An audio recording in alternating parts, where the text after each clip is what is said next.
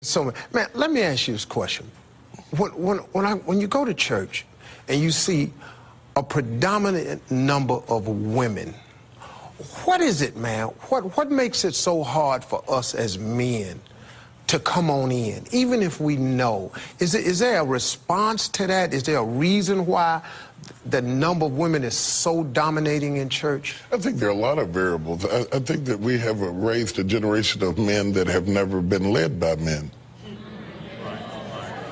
They've been raised by women. They've been raised to do their own thing. They've been raised in a very unstructured manner. They're resistant to authority of any type and kind.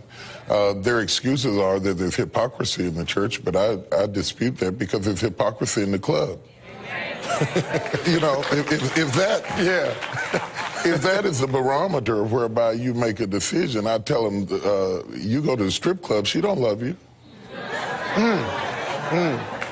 You open up to a bartender, he don't care about you. No, sit there. You understand what I'm saying?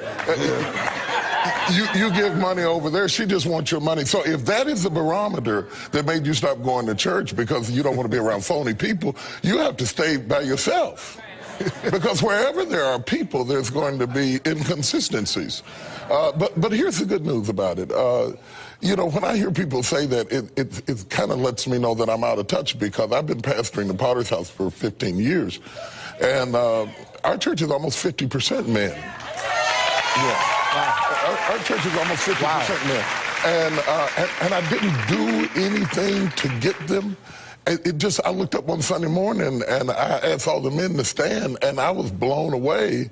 I didn't even realize that it had grown like that. And then I had them pull all the records and do the data to see where they were.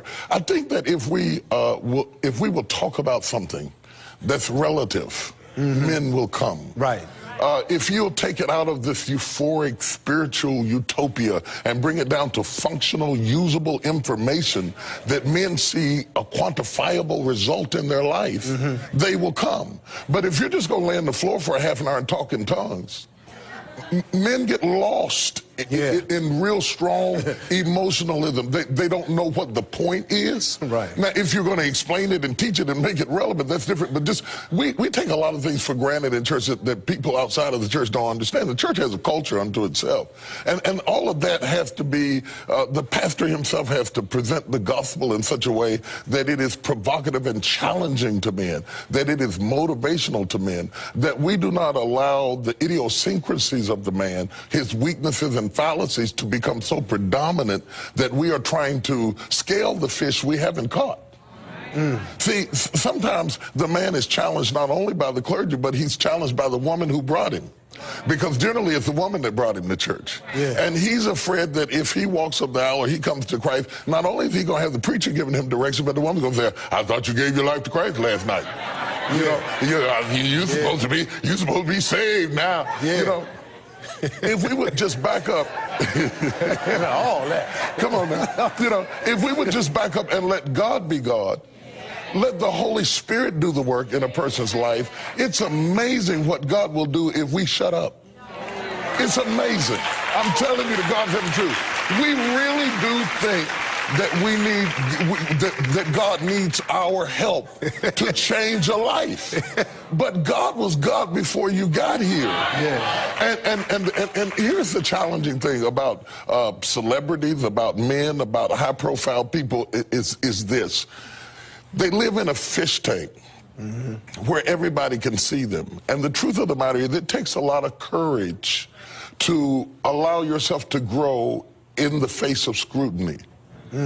See, everybody grows. Men, women, saints, bishops, everybody grows. But generally you grow in privacy, and your struggles are kept private, and you develop and you grow out of it. Hopefully you get out of it before anybody shoots you down. But many times for a celebrity, and for men in particular, because they are generally brought to church by women, they grow in the presence of scrutiny. And it takes a lot of courage to say, I'm not there yet.